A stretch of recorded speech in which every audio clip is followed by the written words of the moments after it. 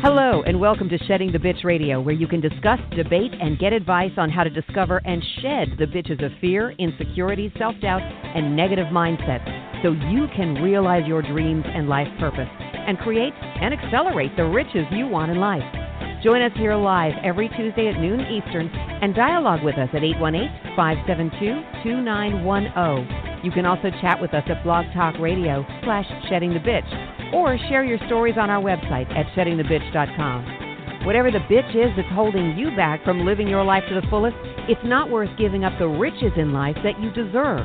So call in now and let Bernadette Boas know what's holding you back. 818-572-2910. Good day, everyone. And how are you on this beautiful Tuesday?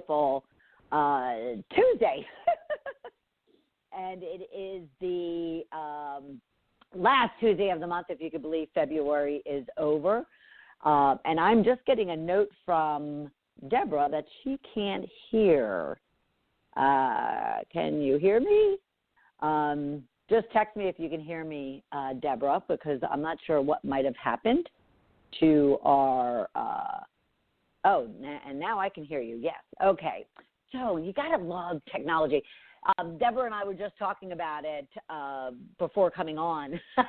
We were talking about the Oscars, and we were talking about kind of my using Instagram, or my starting to use Instagram, and the fact that they reported leading up to the Oscars that all these actors and actresses, they were getting their necks and the cleavages kind of worked on and fillers used and whatnot, because the day and the age of the cell phone and the selfie creates people sitting kind of with their heads down in their phone or their computer, and they're getting double chins and they're getting lines in their neck a lot earlier and a lot younger than they than it has been in the past. So you got to love technology, but it does definitely have its downfalls and its pitfalls and whatnot. But we're here, and we are live and happy and excited, and it's beautiful out. We were also just talking about that. Finally, Atlanta at least has had the rains move through, at least till Thursday. And so I'm looking out my skylights to a beautiful sky of sun and lack of wind. We've had a lot of wind lately as well. I hope it's beautiful and wonderful wherever you might be. This is going to be a great conversation today. I'm very excited about it. It came as a result of last week's show. It's interesting, since I've really been kind of focused on you and I having a conversation and a discussion, and but without guests, I'll say.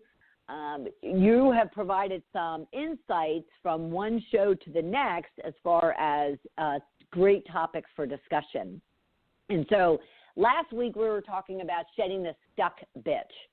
So we were talking about all the things that you could be doing and tips and advice for getting unstuck. Should you be stuck in any way, shape, or form? It could be very minor, just today or yesterday you were stuck, or it could be even where I was, and I won't say continue to be, but just letting the journey play itself out. If you're stuck for a long period of time and you just can't figure out how to get yourself moving and how to get yourself energized toward whatever goal or objective, or maybe you don't even have goals or objectives defined. So as a result of that conversation, one of the very last tips I had provided was about getting a coach, identifying, qualifying, and potentially hiring. Not that all coaches that you might meet require a compensation. Maybe it's a friend or a colleague in your network that you reach out to for accountability and coaching. But the tip was around getting a coach. So the next thing you know, I'm being asked, okay, so what is a coach? What areas do they focus on? And what is the difference between, and I get this a lot, so what's the difference between a coach and a mentor? And then, since I am also a consultant, I'm often asked, what the difference is between a coach and a consultant. And then, especially those of you in corporate, a good majority of you are even unaware of sponsors and having a sponsor and identifying a sponsor. And I do a lot of what I'll call VP, C-level executive coaching. And even, I'm never surprised when they also kind of question me about what is a sponsor and how do I go about finding them. So I thought today would be a great time to have that conversation. We're early in the year. You have an opportunity to kind of recognize and learn what the difference is between all of them, what each one of them, their roles and responsibilities are to you as a potential client, and how you can benefit and what value they bring to your life and career or business. So we'll do that. That's the conversation for today. But before we do, I mentioned our last week's episode, Shed the Stuck Bitch. We've also had great conversations about finding love within yourself and then, as a result, within your life. If you feel as if you're just not quite connected with who you are and the love that you'd love to, be able to find within your world. And then prior to that, we had Ask Me Anything. And we talked about a variety of business and life questions, everything from potentially recognizing abusive relationships.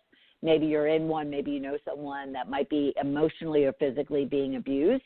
We also had conversations about just simply, what do you need as far as business plans, goals, action plans for your business or career, and a number of other subjects. So that was our Ask Me Anything episode at the beginning of the month. And then, of course, one of our most popular ones, this year, which we're only 2 months into it, was Shedding the Excuses Bitch. And a number of us, especially those that are stuck, one way of identifying if you're stuck is if you're making a lot of excuses, not only to other people, but to yourself as to why you are doing what you're doing or not doing what you should be doing. And then before that, we had my birthday episode. My birthday happened to fall exactly on a Tuesday when we broadcast, and I offered up 3 autographed copies of my book, Shedding the Corporate Bitch, Shifting from Bitch to Rich in Life and Business, for just going out onto Facebook and saying hello. And that's continuing. So if you'd like to just go out to Facebook or Twitter and go to Shedding the Bitch, our pages, then just do a shout out to us. But if you do have a question, story, or challenge you'd like me to address, feel free to pose that as well. And I'll be sure to reach out to you and get you an autographed copy of my book. All right?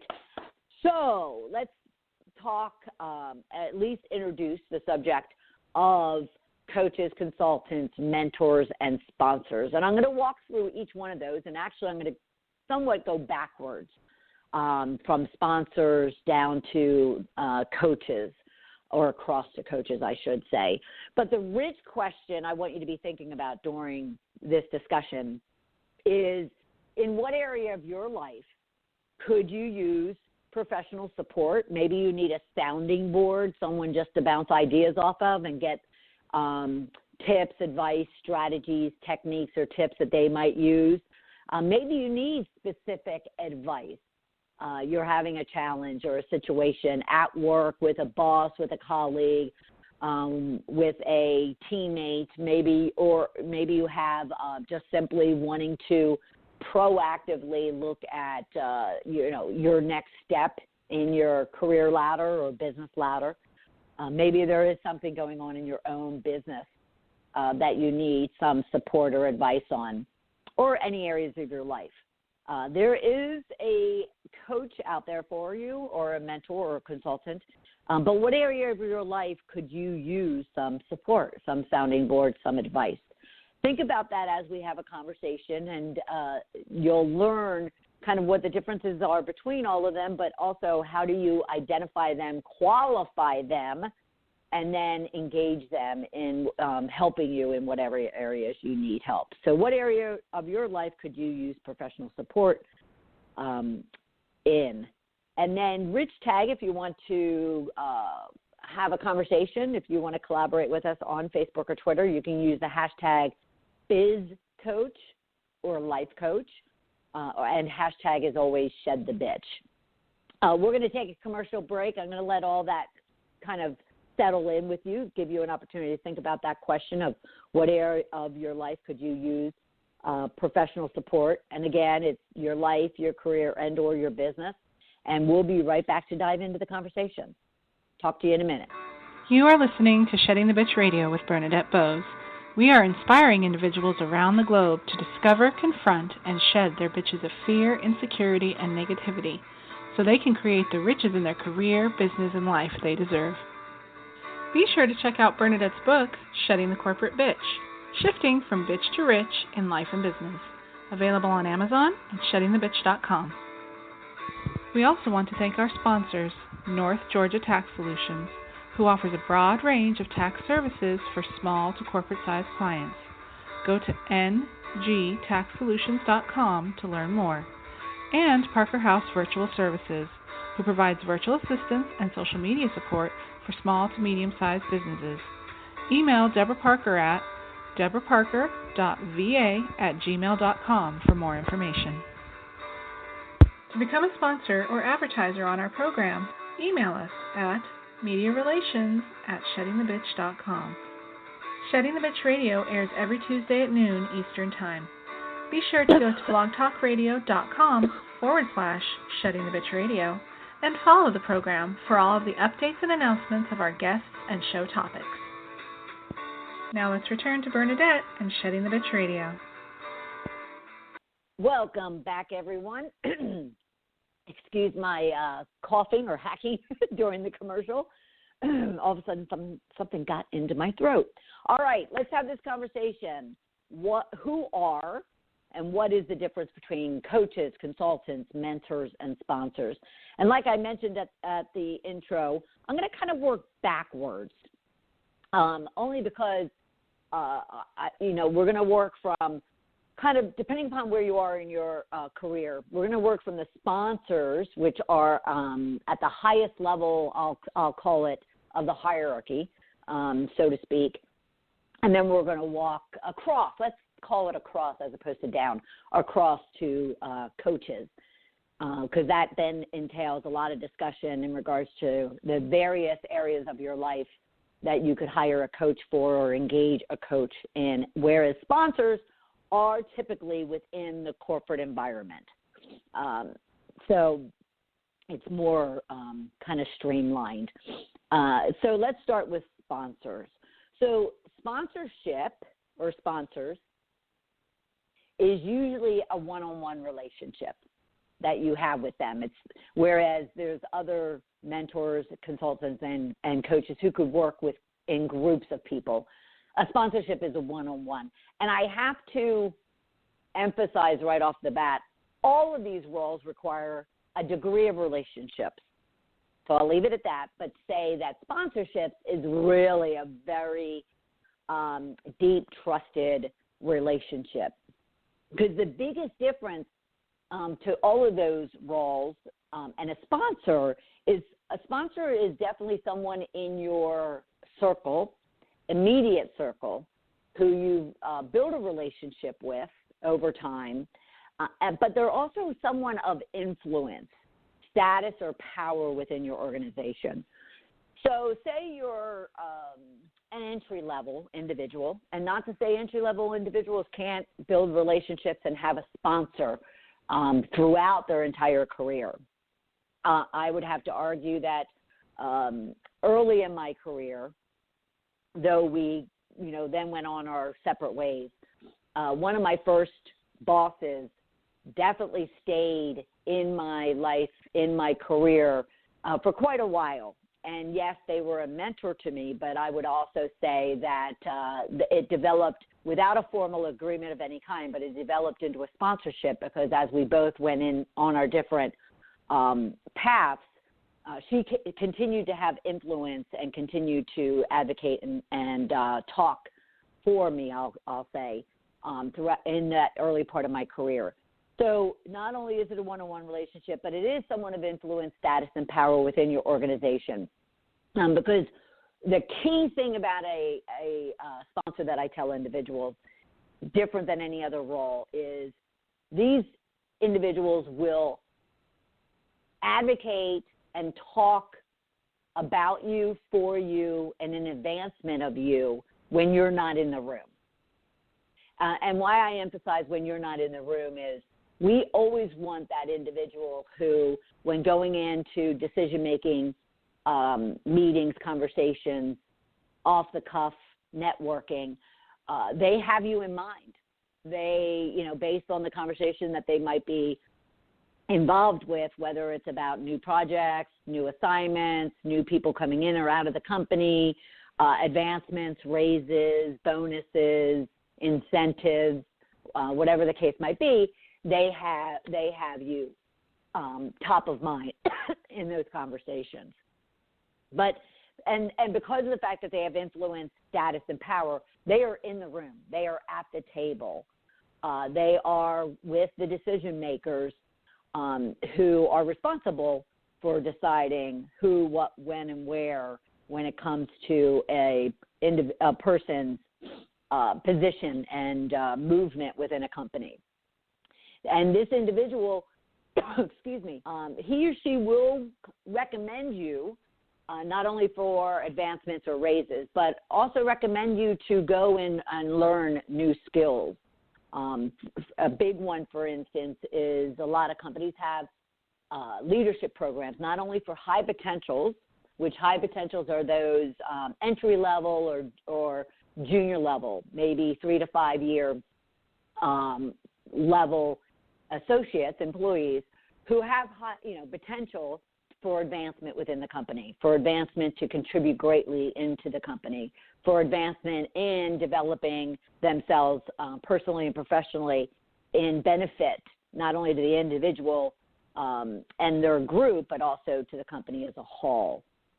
So they definitely, would recommend you for leadership programs, for professional development training programs that either within the company or outside the company is funded and supported by the leadership, by the totality of the company. This individual, though, that you have first met and then you've built a relationship for, and they've gotten to know you and what your goals and ambitions are, but they've also gotten to know your capabilities, and they've gotten to know your desire and willingness to advance and to do the work that needs to get done. They are also not only advocating for you and including you in the conversations on key decisions, but they're also within the company or outside the company, maybe it's in the industry or even outside the industry in some cases, they're also making connections for you. So like I mentioned, one of my past bosses, mentor sponsors, outside when I, as I mentioned, went on my own path and she went on her own path, would also keep me in mind for introductions to people of influence within the new industry I went to. I started in pretty much retail, brick and mortar, and then corporate, and then eventually moved into technology, be it retail technology.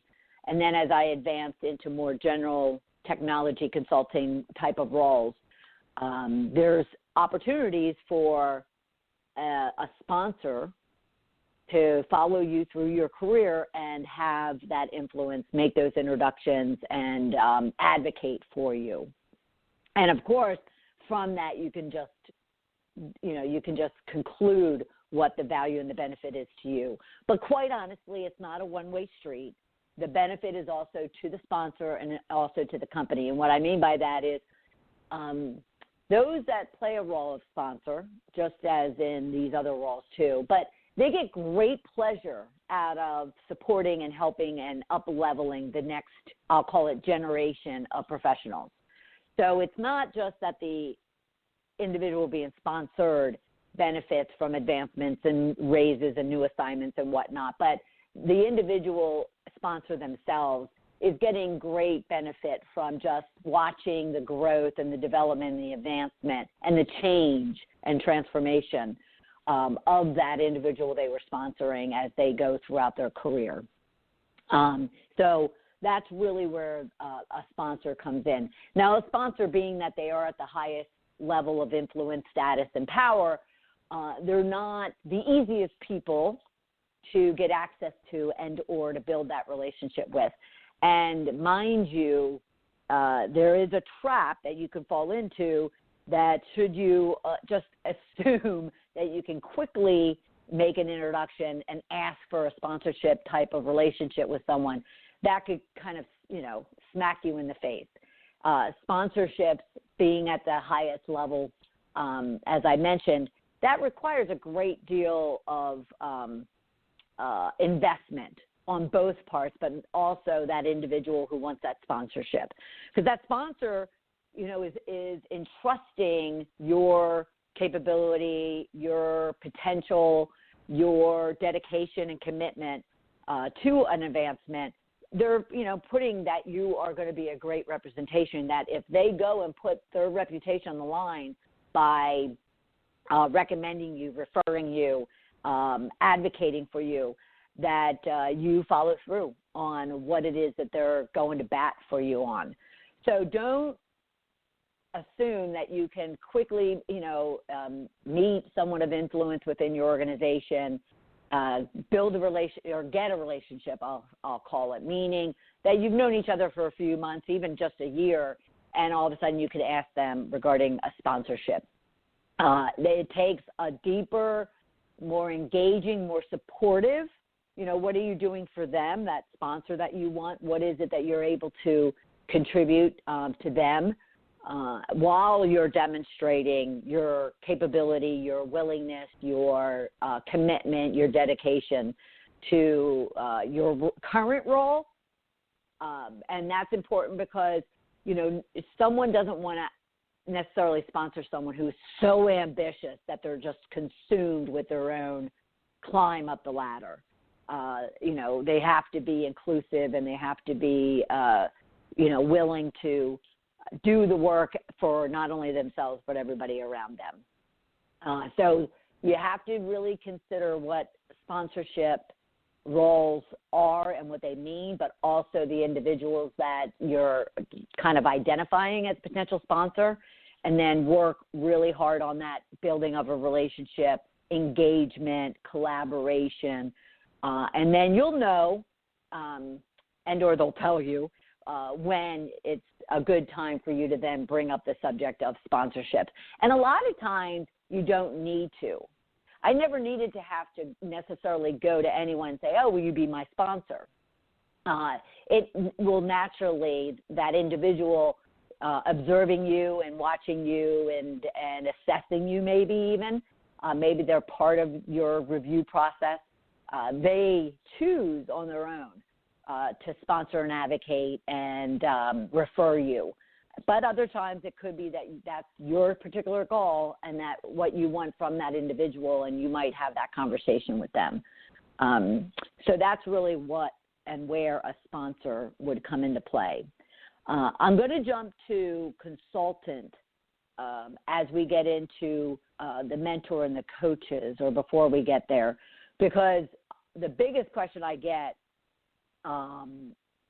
is, what's the difference between a consultant and a coach? And can consultants be coaches, and can coaches be consultants? So let me kind of clarify the consultant. Consultants are typically, I'll say 100% of the time actually, they are very task execution oriented. Now, they could be generalists, so they might have a kind of a broad scope of expertise and experience and skill set that a company engages in order to fill a gap maybe within their own organization, or maybe to enrich or enhance a team or a project specifically. It could be an individual contributor role, or it could become part of a team. But they're very functional, task, skill set driven type of roles. and they typically are assigned particular actions and deliverables and results as opposed to something that's more nebulous and more abstract, which is more of a mentor and a coach. But consultants are typically looked for their specific expertise and skill set. Could be technically focused, but it also could be strategic, and it also could be very tactical. So technical would be if someone, has purely technology type of skills or something, a specific manufacturing or operational type of skill. It could be strategic in that there's consultants that work on vision and business plans and strategic plans for companies or entrepreneurial type of ventures. And then tactical could be that they go in and they get their hands dirty in a particular area of focus. Now, to answer the question about can consultants be coaches or coaches be consultants, my observation and my experience has been that there are consultants that can be coaches. But and a good many of them, especially from a leadership type of role and responsibility, many consultants make great coaches. But many consultants, because the definition that I gave you, being very tactical, being very technical, aren't always necessarily great coaches simply because they're so far into the weeds. And coaches really take, I don't want to call it a hands-off, but they're not necessarily executors of a given task or skill. So you definitely would want to kind of be careful about whether or not, consultants can be coaches.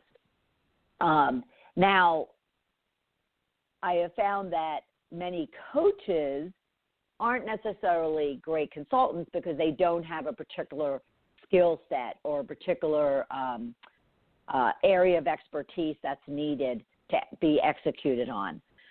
So you would want to definitely, say you come across a consultant and you're wondering whether or not they could coach you on your personal or professional development skills and development goals.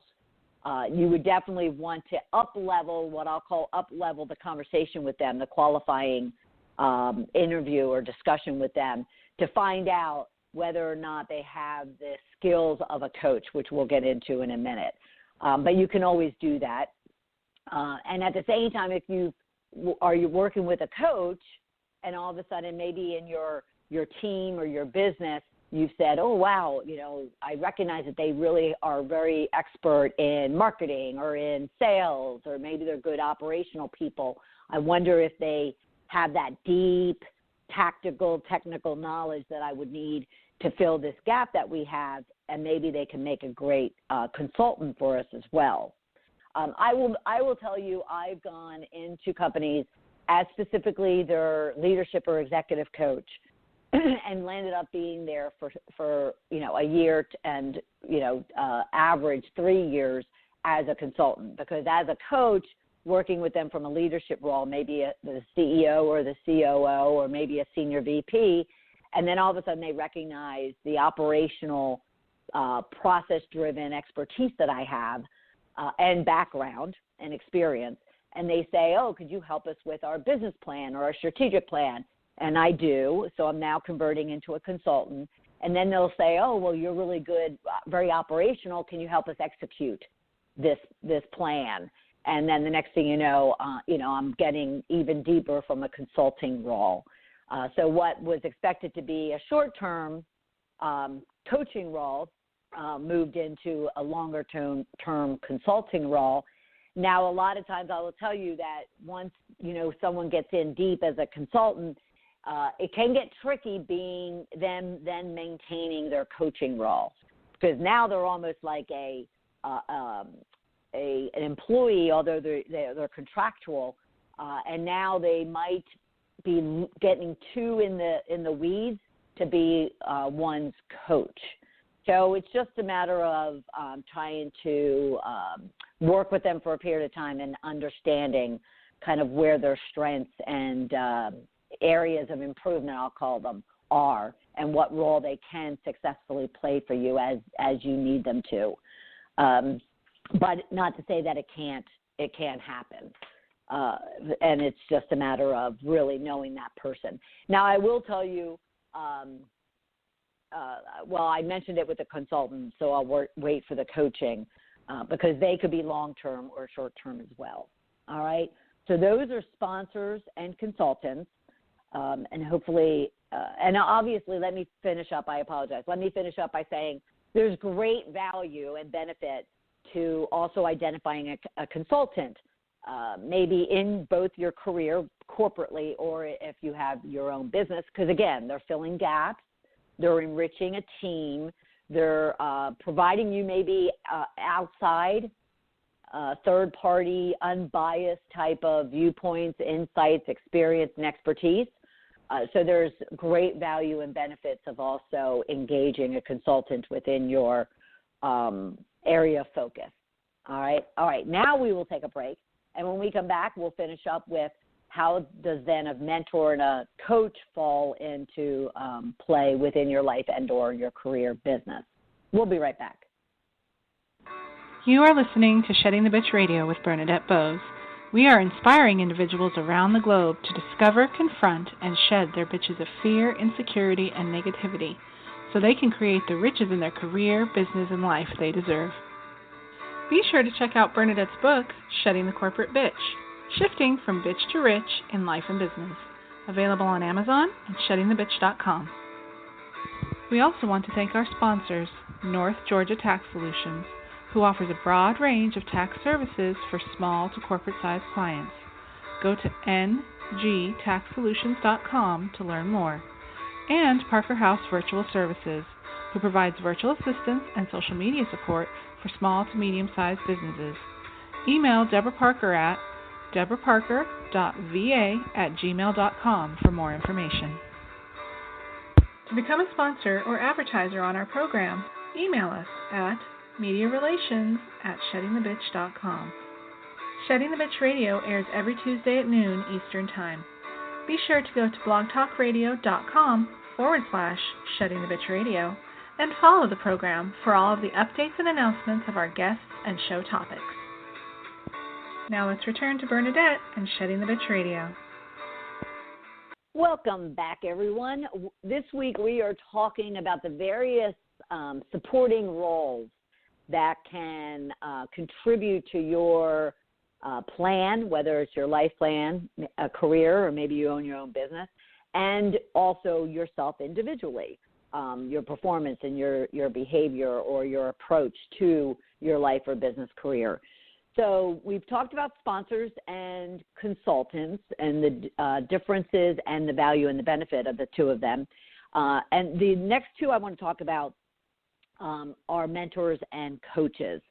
And again, these two get very muddy for individuals, but hopefully I'll provide some clarification for you and delineation, and you can decide if and whom you might benefit having a relationship with in some way, shape, or form. So a mentor, many of you probably have had a mentor at some point in your life. You just never put that label on them because there's someone you have a one-on-one relationship with, but a mentor also could have a group of individuals and or work with a group of individuals. So maybe this individual comes into a company and provides mentors or provides mentoring to a group of people at the same time. But someone in your own life, could also pull a group together and provide mentoring to a group of individuals. So it can be one-on-one or it could be within a group. But like I said, many of you probably have had a mentor at some point in your life, and you just, didn't recognize it as that. Maybe it's a parent or even a sibling.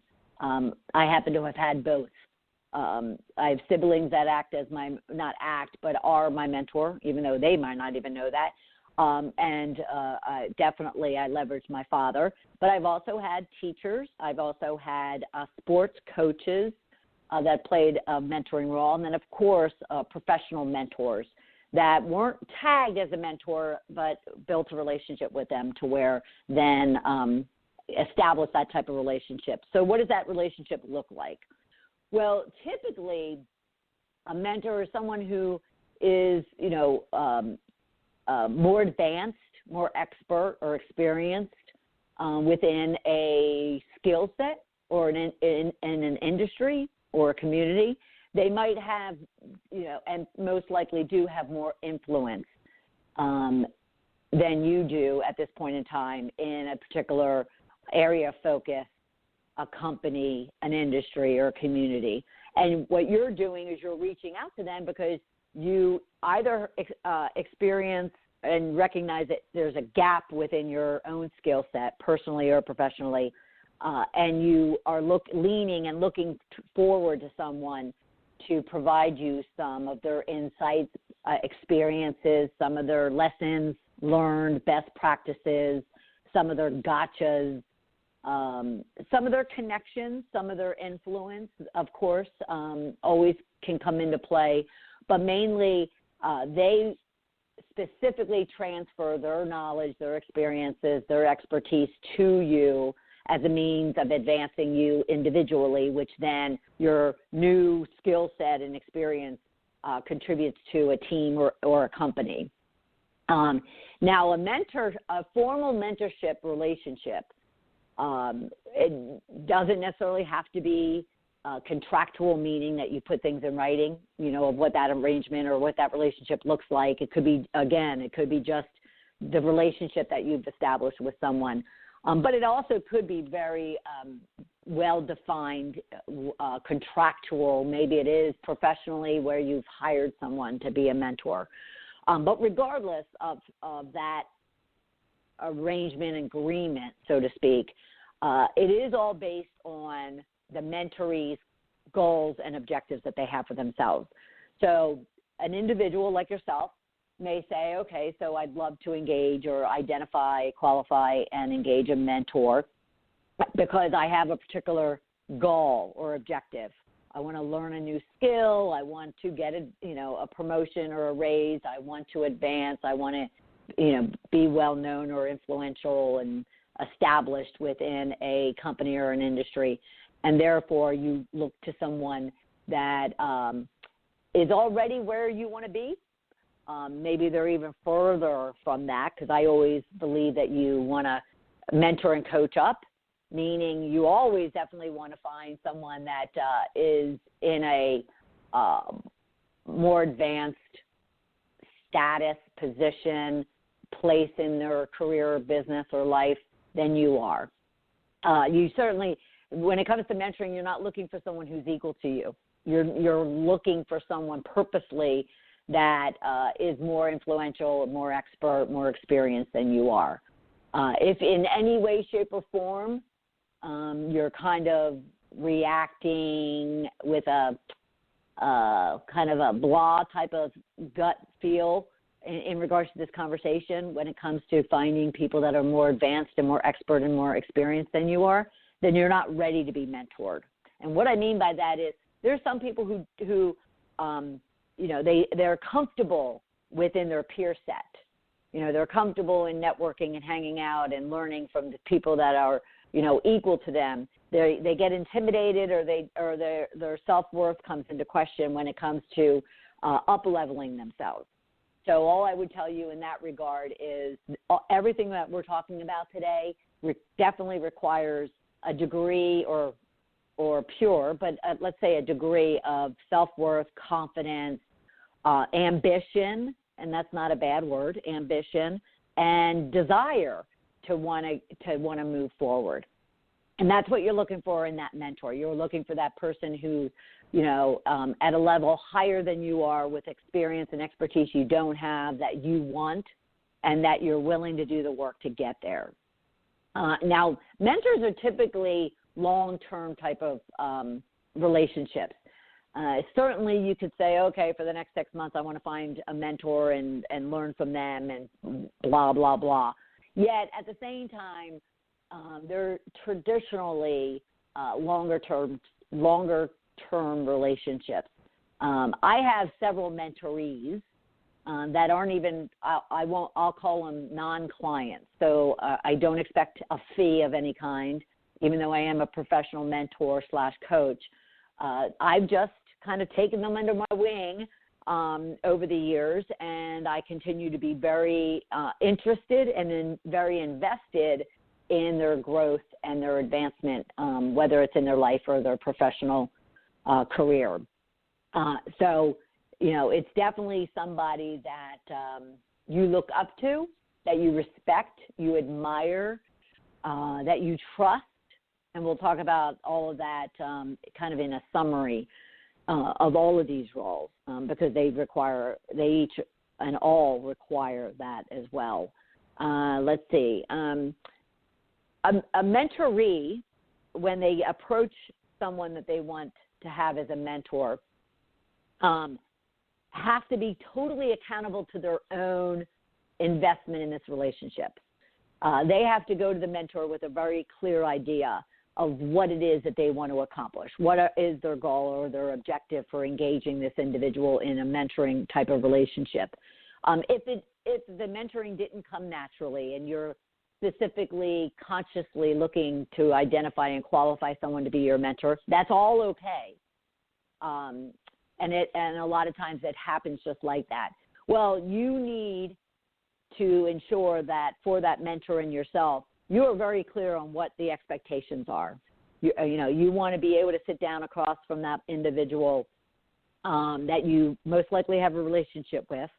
You may not, and therefore you kind of tell them that you're looking to get to know them and to learn from them, though, at some point in the future you would also like to, have a well-defined mentoring relationship with them. But you need to be the one going to the table with everything thought out, with everything defined, with that expectations of what you bring to the table and what you're looking for from them.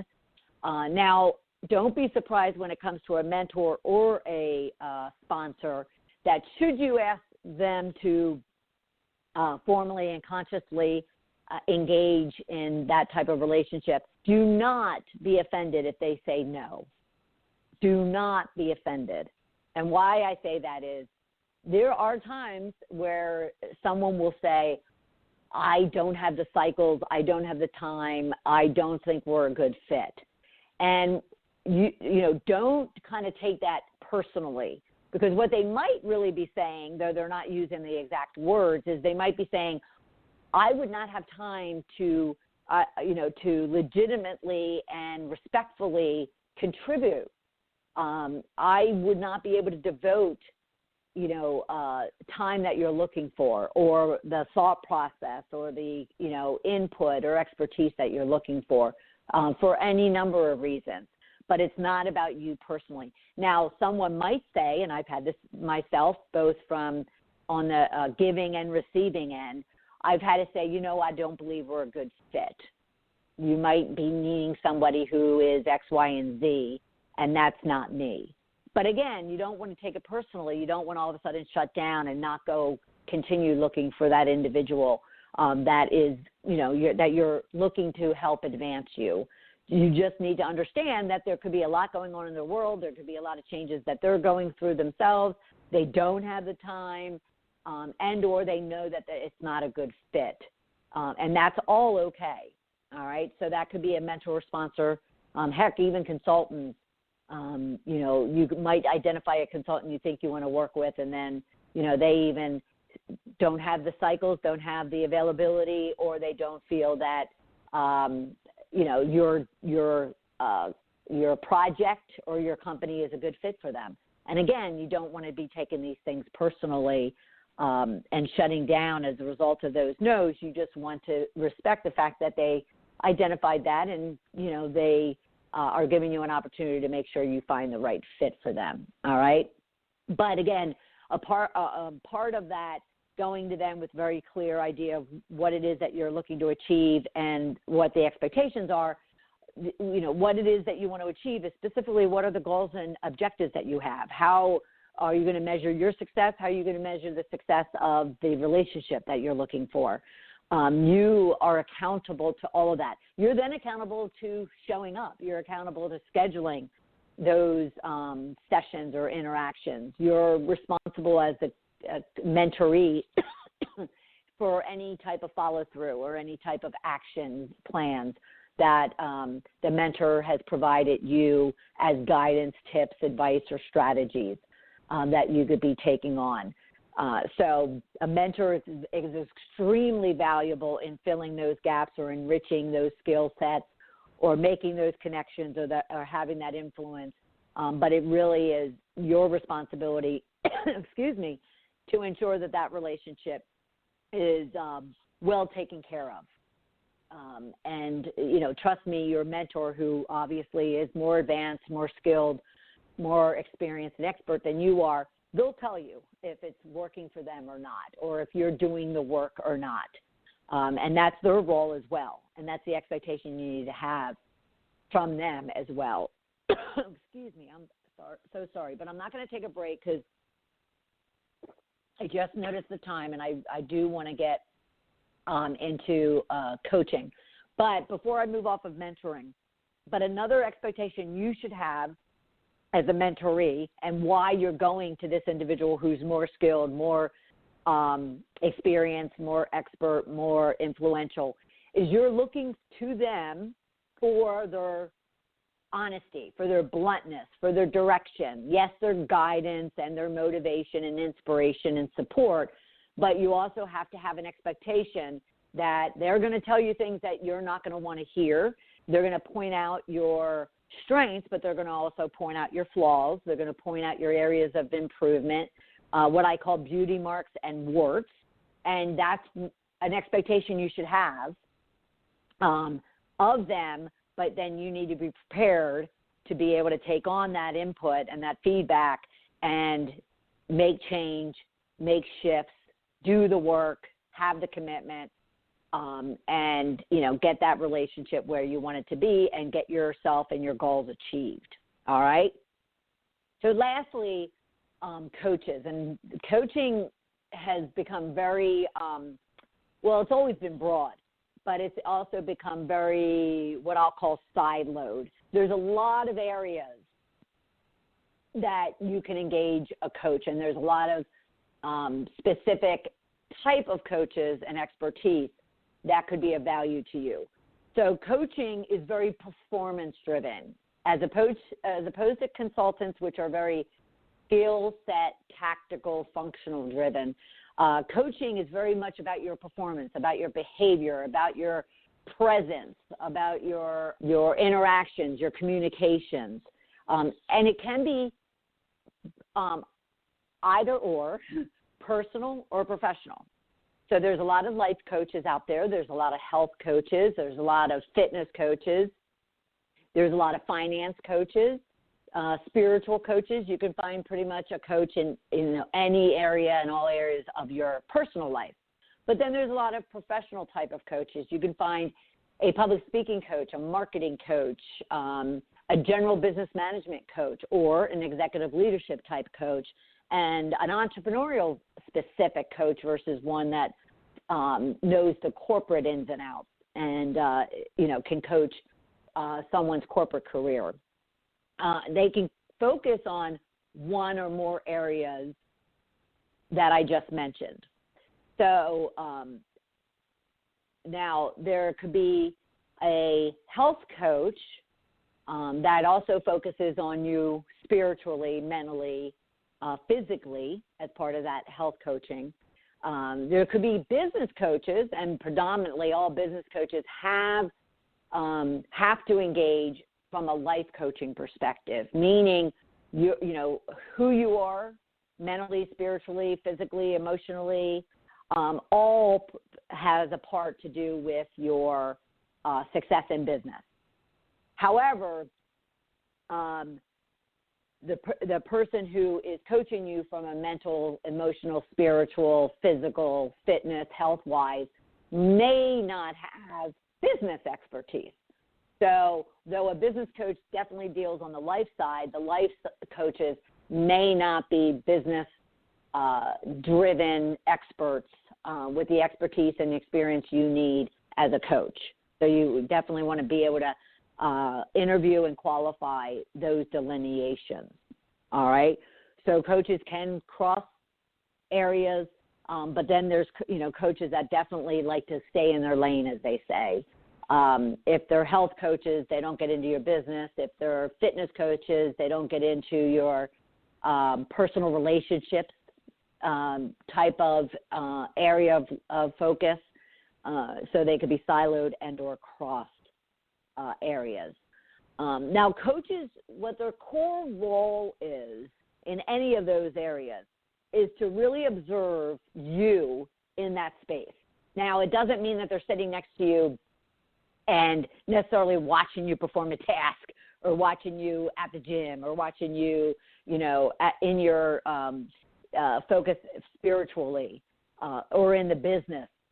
But they are asking the questions and they're listening and observing, and it can be done face-to-face or on the phone. They could do this, observing you in such a way that they can then give you feedback on that observation, give you tips, give you strategies to use, give you the gotchas and the adjustments and tweaks that you need to make in whatever it is that they're observing.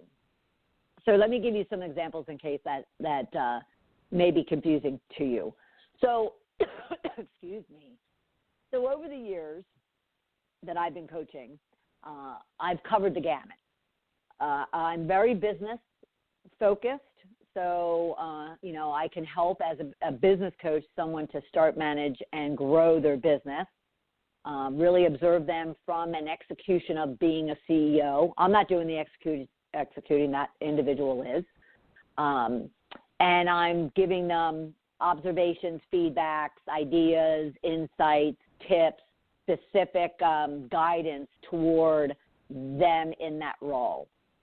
As well, I also have had and been brought into companies because an individual is acting out or behaving in a very abrupt, curt, or even bullying type of manner.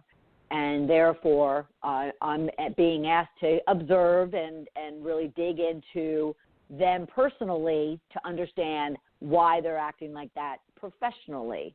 So that's where, as I mentioned earlier, where many coaches, they have to get into both personal and professional aspects of an individual because we're not robots. We're all human. So, when you're brought into any kind of business, whether corporately or entrepreneurially, to look at or work with an individual, yes, you're working with them professionally, but their personal life is going to play a huge part and role within that. Now, I'll be honest with you, as someone that definitely had leadership, behavioral type of issues myself while I was in corporate, when I really learned and came aware only in the last 10 years of how much what goes on between my ears plays in how I executed and led professionally, I was just absolutely stunned. Actually, I was kind of physically thrown to the floor and just got like a, oh my God, gotcha, or aha moment. Because we don't think about it. We're so rushed in life and we're so almost robotic in life that we really don't pay attention to how our thoughts and our feelings and our emotions play to how we're actually acting out or acting in the world. And that's for a whole other conversation. But that is what the key thing is about coaches. That's their job, is to, whether it's professionally in a business or a career, their role is to observe that individual, how they're acting, how they're communicating, how they're, responding, how they're listening, to observe all of that and provide them insights and tips and strategies for how they can improve upon them. All right. So I've worked with people, like I mentioned, who are, working on their CEO or business building capabilities. I've worked with individuals that have been bullies in the workplace and how to transform that into being very productive leaders, who have simply communication issues. Maybe they're not great communicators, and I don't mean public speaking. I mean they really don't think about what, and people are interpreting it in a wrong way, and therefore they're offending or they're causing people to shut down, or they're simply not being able to influence, someone or a group of people to do what needs to get done or to understand what it is that they're saying. So they're purely having communication issues. And maybe they need, and this I've been surprised at over the last 8 to 10 years of coaching, because you always look at leaders of business or, industry. You're looking at them and thinking that they're great socializers. They're great in interacting and engaging with other people, whether it's employees or underlings or their peers or their people advanced from them. And yet it doesn't surprise me anymore, but I get a lot of calls, and there are a lot of my 911 calls of my clients and or just friends that I mentor. And they're going into a social situation, whether it's a business function or an industry event or a conference or a board meeting, and they're not comfortable with how to, first socialize before they get down to business. So if you ever see that person that walks into a room and they just sit right down and they want to get back in, they want to get right into business, and they are not able to talk about, what they did over the weekend or their family or their children or, ask you questions that are similar, they have a difficult time socializing. They just feel awkward in those type of environments, whether it's strangers and or people that they're acquainted with. So it's not just left to, people that are so-called introverts. It's just people that aren't really comfortable and they feel somewhat awkward in meeting new people and or having to talk with their superiors or whatever the case might be. So you could be coached on that. And then, of course, coaches are definitely working with people who need accountability. So say you're a high-producing individual and you've got great ambitions and great goals, but they're all in your head. They're not written down. You don't have action plans against those goals. And so you just kind of fumble through your day, which turns into your week, which turns into your month, and then your year. And at the end of the year, you're wondering why you haven't gotten where you wanted to be. And I was shocked. I was shocked when I first came out from corporate and I coached entrepreneurs, CEOs, and 99.9% of them did not have well-defined goals on a piece of paper. It was all in their head. So that is really where you want to leverage a coach from an accountability perspective. But there's a whole range of ways that you can engage a coach and why you should engage a coach. And the value that they're going to bring to you is tremendous because you're going to achieve the goals that you want. You're going to get where you want to go and where you're planning. And you're going to make the changes and the shifts and the transformations to make you a better person who loves and adores you.